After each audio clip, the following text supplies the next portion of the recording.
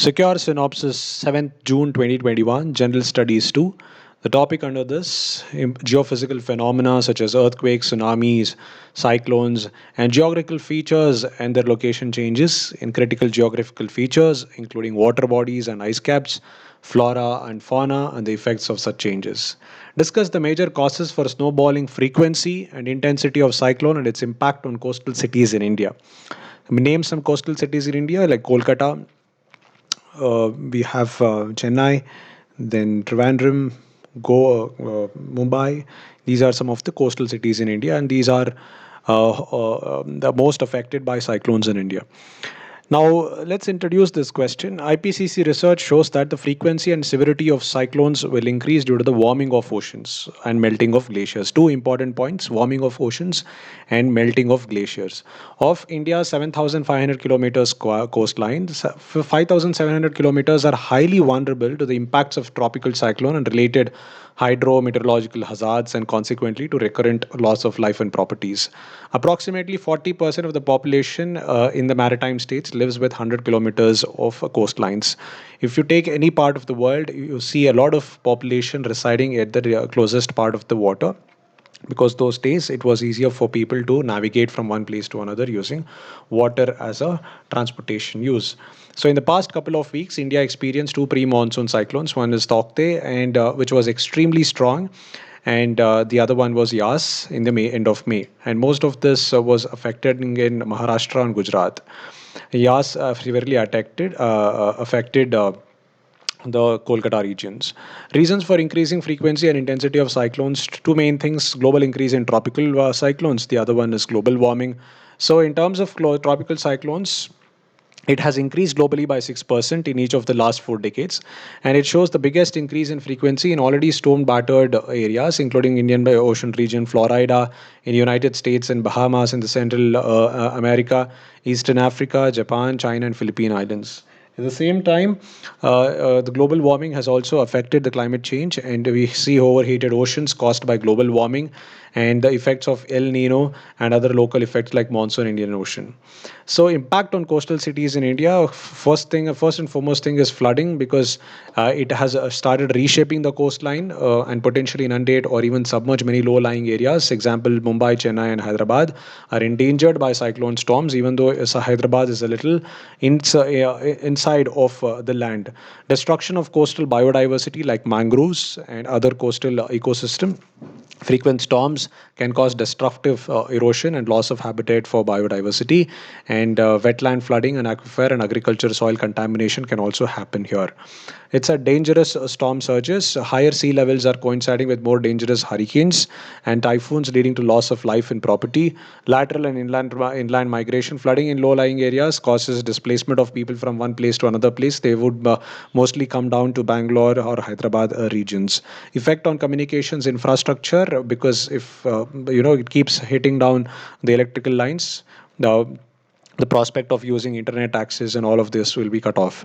Threat to inland life: rising seas can contaminate soil and groundwater, with salt threatening life farther away from coast, and drinking water also becomes a very scarce resource. Tourism and military preparedness. Tourism to coastal areas will reduce, and military preparedness will also be negatively affected by an increase in cyclone storms.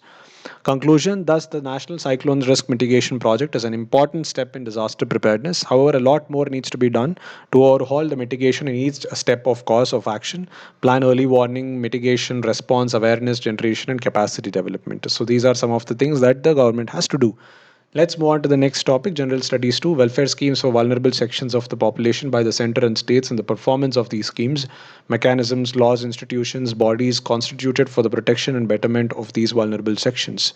Critically analyze the role of JAM Trinity in achieving financial inclusion in India.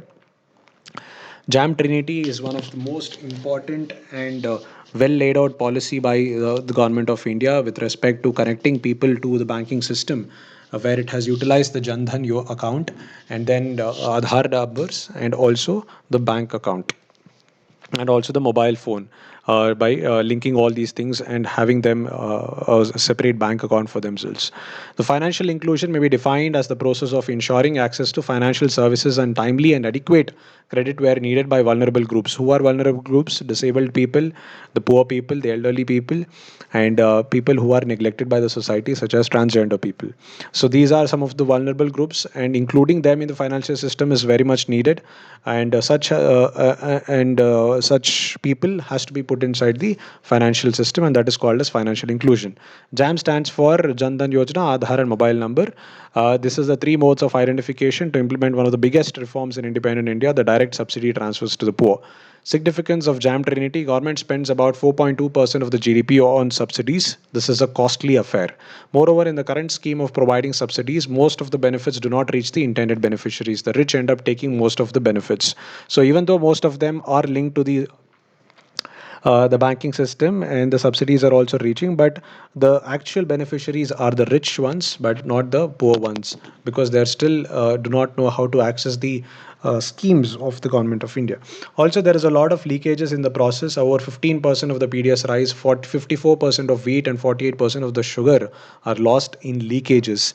That is, it doesn't reach the beneficiary, it goes on to different people.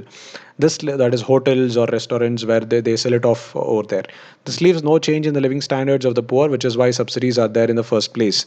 The JAM Trinity is said to circumnavigate all these problems and directly benefit the poor people of this country. The JAM Trinity has helped people know their account status, receive scholarships and fellowships directly into their bank account, get fertilizer and LPG subsidy, disability pensions, and farm income support directly into their accounts. We have seen subsidies given in the LPG sector where the Prime Minister asked a lot of people to give up subsidies, whoever is able to afford it.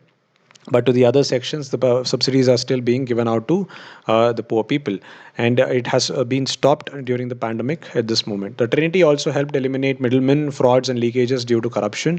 In the past 1 year alone, 4.3 lakh crore was transferred in over 477 crore transactions under 319 schemes so far, right? And with an estimated saving of 1.8 lakh crore, the success of DBT is a big thumbs up for the central government.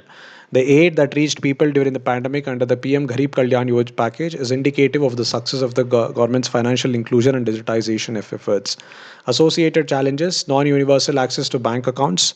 Bank accounts are a gateway to all financial services, but according to a report by the World Bank, about 190 million adults in India do not have a bank account, making India the world's second largest nation in terms of unbanked population after China. Digital divide: the most common barriers to the adoption of digital technology which may promote financial inclusion: non-availability of suitable financial products, lack of skills among the stakeholders to use digital services, infrastructural issues, low-income consumers who are not able to afford the technology required to access digital services. So even though there is banking system, even though they are connected to the banking system, they are not able to utilize those banking system through digital services because of lack of internet facilities. Implement deficit: for instance, the Jan Dhan scheme has resulted in the opening of many dormant accounts which never saw actual banking transactions. All such activities incur costs on the institutions, and thus huge operative costs only prove to be detrimental to the actual objective. Informal and cash dominated economy: India is the heavily dominated cash economy. This poses a challenge for digital payment adoption. Also, according to the International Labour Organization, about 81% of the employed persons in India work in the informal sector. The combination of a huge informal sector along with a high dependence on cash mode of transaction poses an impediment to digital financial inclusion. Gender gap in financial inclusion: according to the 2017 Global Fine Index database, 83% of males above 15 years of age in India held accounts at a financial institution in 2017 compared to 77% females.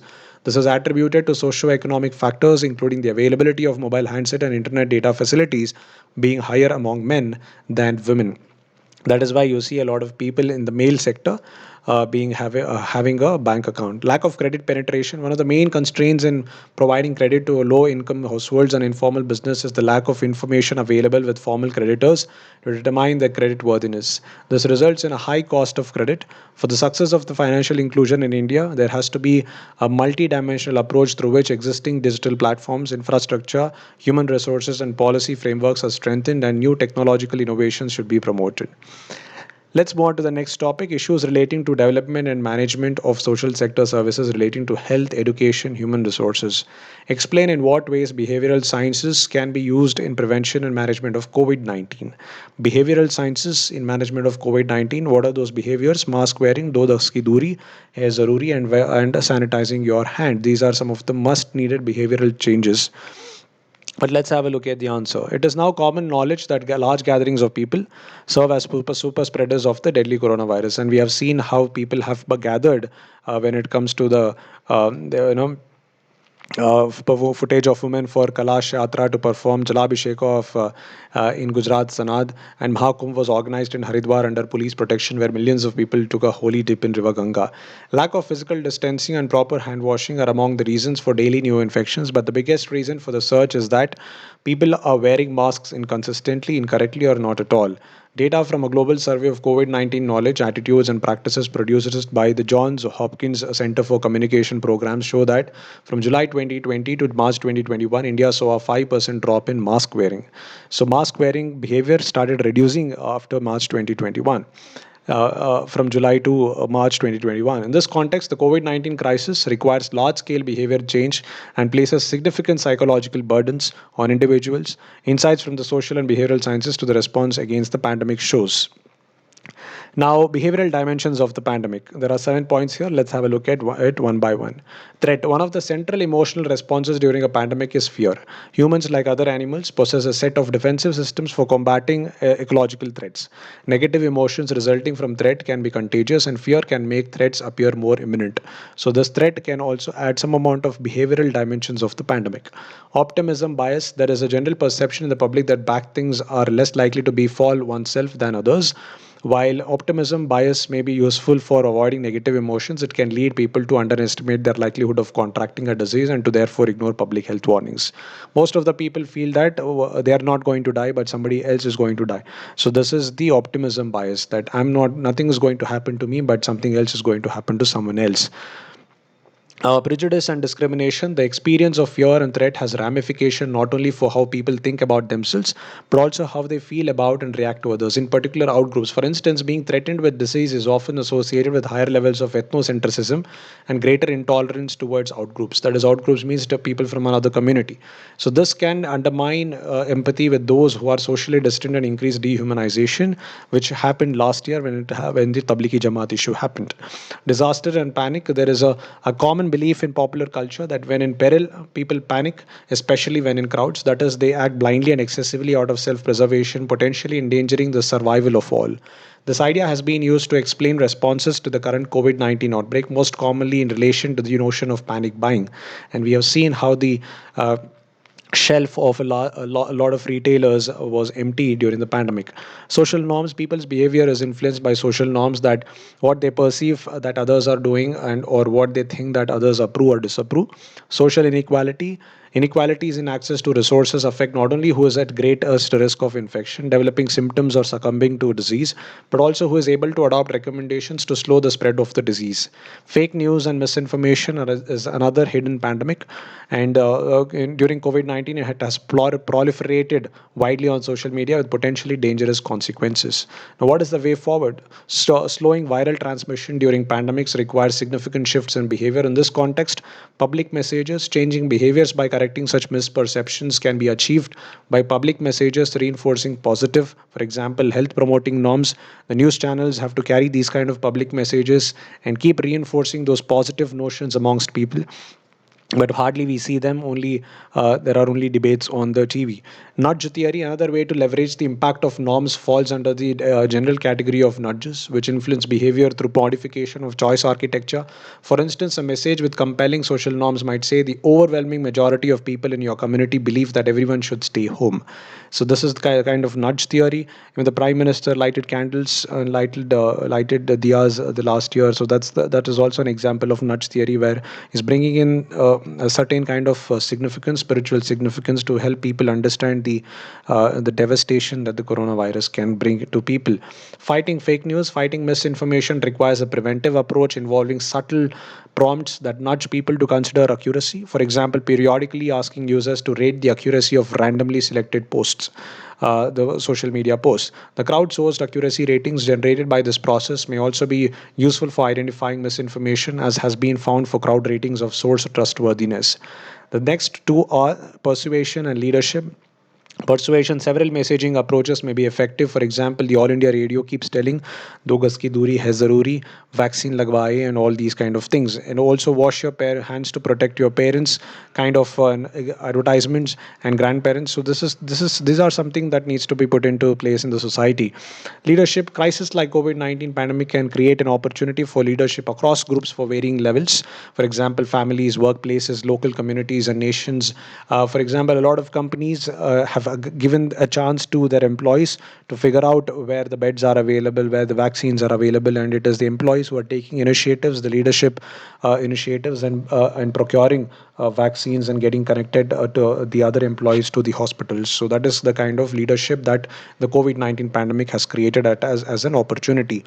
A recent report from the World Health Organization declared that the health communication is seen to have relevance for virtually every aspect of health and well-being, including disease prevention, health promotion, and quality of life.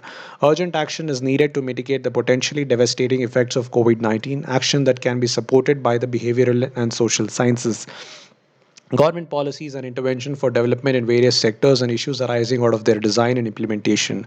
What is the indemnity for vaccine makers? Explain how its waiver will impact the COVID-19 vaccine process in India. Indemnity means giving out for example, if a vaccine doesn't work in a particular country and side effects are visible, then the company shouldn't pay compensation to the people. That is the kind of indemnity clause which the government of India doesn't want to extend it to the foreign manufacturers of COVID-19 vaccines. Let's have a look at the answer. The union government is in talks with the foreign manufacturers of the COVID-19 vaccines on their demand for indemnity from liability as a condition for selling their vaccines to the country, like Pfizer. No decision has been made yet on the request. However, it has already given rise to a similar demand from domestic vaccine maker Serum Institute of India, which says all players should be treated the same way. The Serum Institute of India is also in the talks with the government of India. It says that if you are going to give indemnity clause to the Pfizer, then you have to extend it to us also, that is the Covishield manufacturers. But the government of India cannot take risk when it comes to this. Indemnity for vaccine makers. Indemnity is a form of contract. The law on drugs in India does not have a provision for indemnity related to the grant of approval for any new drug or vaccine in the country.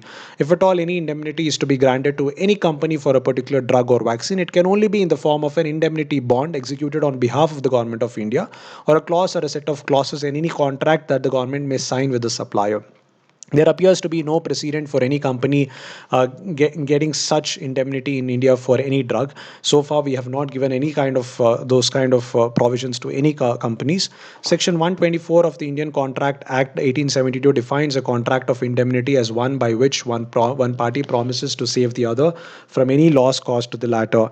Once the government of India grants such indemnity to the vaccine manufacturer or importer, it would mean that if a particular vaccine is perceived to have caused death or any lasting damage to a recipient, any claim of compensation arising from it will have to be met by the government and not by the company. So that is why we are talking about the indemnity bond that needs to be executed between the government of India and the vaccine manufacturer. In the event of a court ordering payment, the company will be in a position to recover the amount from the government. So the government is going to pay the compensation and not the company. Impact of waiver on vaccination in India. In the absence of indemnity, overseas manufacturers may load the risk onto the price of the vaccines, making each dose more expensive, which means they're going to put more money into the vaccine price. And after they sell, the profits that they make from it, they're going to use that for providing compensation to the people. By indemnifying the companies in respect of these vaccines, the government of India may be able to negotiate lower prices and higher volumes. That means if at all it signs the indemnity bond, the government of India can get vaccines at a much lower prices because the manufacturer doesn't have to worry about paying that money during risks. It may help accelerate India's vaccination drive. On the flip side, the government may be forced to make it a level playing field for local manufacturers too. For example, Bharat Biotech and Serum Institute of India, by extending the indemnity to them and thereby inviting upon itself the entire risk associated with more than a billion vaccine shots. Though no precedent exists till date, that means till date the no government in the government of India has signed any indemnity bond with any manufacturer of vaccines, whether it is polio or anything else. So the government must consider with appropriate clauses to fast track vaccination. Given the peculiar global situation arising out of the COVID-19 pandemic and the severe shortage of vaccines faced by countries such as India, which urgently needs to inoculate hundreds of millions of people, some vaccine suppliers may be in a position to set conditions. What is the conclusion? While Indians are expecting Pfizer COVID-19 vaccine candidate entry into the country under the vaccination program soon, the US pharma giant has held up a complex list of demands. Apart from indemnity that's also been sought by other vaccine makers, Serum Institute of India, Pfizer is also asking for disputes related to COVID-19 vaccine supplies in the country to be adjudicated only in US courts. This will need to be seen whether India will agree to, and India should definitely not agree to it. Let's move on to the next topic, General Studies 3, Indian economy and issues relating to planning, mobilization of resources, growth, development, and employment. The next question is discuss about the underlying principle behind G7 global tax deal by highlighting its major pillars, analyze its impact on India. A very pertinent question. Let's move on to the answer. Advanced economies making up this G7 grouping, which means these are those seven countries which are extremely rich, which are extremely industrialized, which are extremely capable of taking care of the citizens even without some amount of taxes, because which means they are rich countries. Finance ministries meeting in London agreed to counter tax avoidance through measures to make companies pay in the countries where they do business. The deal announced Saturday involving the US, UK, Germany, France, Canada, Italy, and Japan is likely to be put before a G20 meeting in July.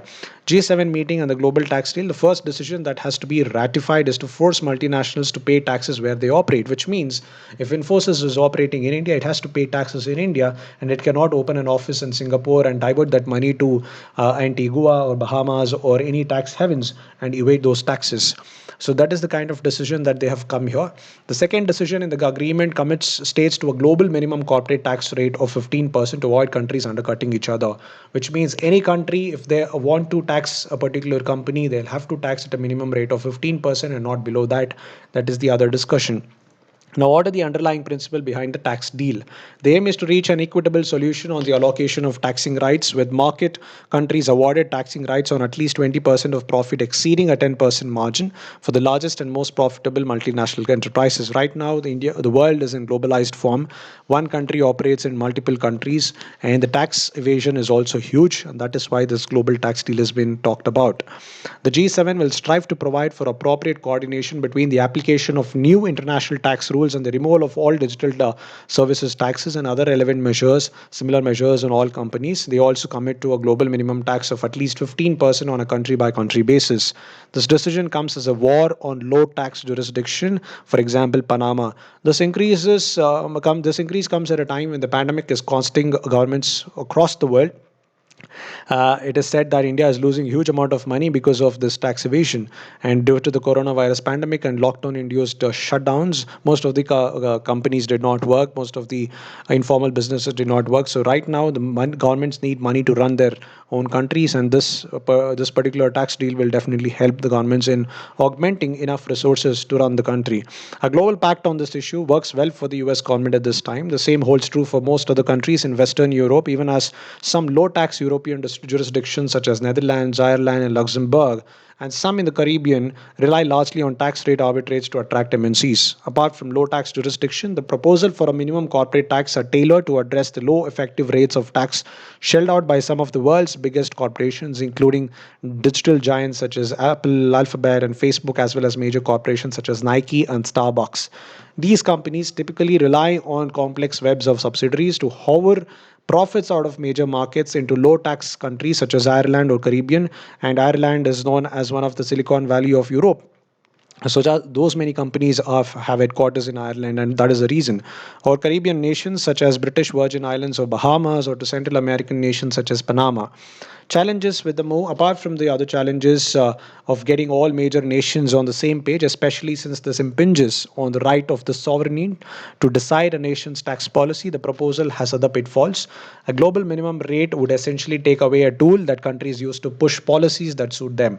For instance, in the backdrop of the pandemic, IMF and World Bank's data suggest that the developing countries with less ability to offer mega stimulus packages may experience a longer economic hangover than developed nations. A lower tax rate is a tool that can use to alternatively push economic activity. Also, a global minimum tax rate will do little to tax evasions. What are the impact on India? India has already taken many measures to ensure that companies are taxed where they operate through equalization levy and bilateral tax agreements. Also, the IT Act has been amended to bring in the concept of significant economic presence for establishing business connection in the case of non-residents in India. In a bid to revive investment activity, Finance Minister on September 21, 2019 announced a sharp cut in corporate taxes for domestic companies to 22% and for new domestic manufacturing companies to 15%. That is the lowest amount of tax that has happened in India with respect to the corporate companies. The Taxation Laws Amendment Act 2019 resulted in the insertion of a section 115 BAA to the Income Tax Act 1961 to provide for the concessional tax rate of 22% for existing domestic companies, subject to certain conditions, including that they do not avail of any specified incentive or deductions. Also, existing domestic companies opting for concessional taxation regime will not be required to pay any minimum alternate tax. Conclusion: it needs to be seen whether India will go through with the tax deal in the backdrop of the pandemic led economic slowdown. Even if such a tax would enrich India's coffers, the economic division will look into the pros and cons of the new proposal as and when it comes, and the government will take a view thereafter. Let's move on to the next topic: General Studies 4, Contribution of Moral Thinkers and Philosophers to India and the World. From India and World. Highlight and explain the important teachings of Swami Vivekananda relevant to the youth of today. National Youth Day is also celebrated on the birthday of Swami Vivekananda. Let's have a look at what are his contributions.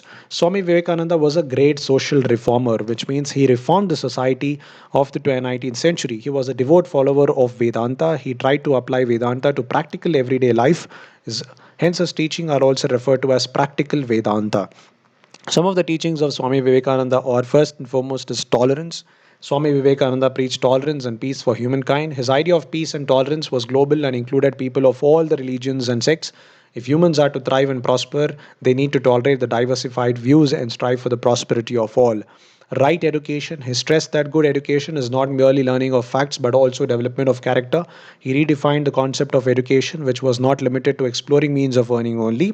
For him, education was to build one's character, strength, intellect. Such idea of education would help in evolving oneself as better person in both public and personal life. Strength. Swami Vivekananda stresses on the importance of being strong in the life. Weakness comes with a number of difficulties for one in a life. Whether it's personal goals or professional goals, a person needs to be fearless and firm to achieve them. Compassion for weaker sections. He stressed that success at the cost of poor is not worth having. He tells us that as part of society, every person is responsible for the welfare of the poor and marginalized people. It emphasizes the need to have empathy and compassion for the weaker sections of society. Religion. He argued in favor of religious reforms. He stressed that rationality must be applied to root out evils in religion. His meaning of religion had no place for superstitions, unending rituals and practices, and religion that was adrift of spiritual content. His idea of religion was humane and did not have necessity of middlemen to connect with one's God and did not have barriers of caste, community, etc. Such progressive understanding of the religion would relieve people from wrongdoing notions of religion and provide them with a real spiritual upliftment. Fraternity. Swami Vivekananda focuses on the values like love, patience, and perseverance in one's life. This would increase the brotherhood and fraternity among people, reduce conflicts among them, and would bind the society as a whole. Self faith. Having faith on oneself is the most important. In order to live a good life, people make all sorts of efforts, but they forget to trust themselves, lack confidence, and depend on supernatural powers to help them out of their miseries, which is never going to come. Relevance of Vivekananda's teachings today. The relevance of Vivekananda today is with the ideals and goals that he devised for the youth. He wanted the youth to have that much of faith in themselves. The youth needs to rediscover Vivekananda's message of looking inward rather than being a restless soul stuck up in an incessant effort. Understanding Swami Vivekananda and his message and putting it across your youth can be the simplest way to address many problems faced by India today. And one other aspect of Swamiji's teaching was universal brotherhood. Today, the world realizes that to bring peace, there is no other ideology more proper than this. Vasudhaiva Kutumbakam, that is, belief in the world as a family, has become necessary in growing era of protectionism and deglobalization. He said that lack of education is the root cause behind all the problems in the society. He believed that education should be freed from the stranglehold of the upper class and spread to every section of the society. He was not in favor of just career oriented education. Unfortunately, that kind of education is still not available today. And given the risk of automation and poor job growth rate in India, gaining true education as defined by Vivekananda would surely help youth of India to excel in various fields. He was in favor of allowing women to take their own decisions. He emphasized on the women's education and believed that it will lead to greater development of society as a whole. He also advocated the need to impart martial arts training to women so that they could defend themselves. Considering the sexual crime against women, girl dropouts from school, and also reducing female labor force participation, Swami's teachings are still relevant. It is high time for the youth to come forward by shedding their fears to shape up India. Swamiji laid great stress on Vasudhaiva Kutumbakam. He argued that instead of differences, if we focused on similarities we all share, then this world would be a happier place. His teachings are relevant today since many problems remain the same. His teachings reflects a path to these problems. Thank you so much for being part of this video.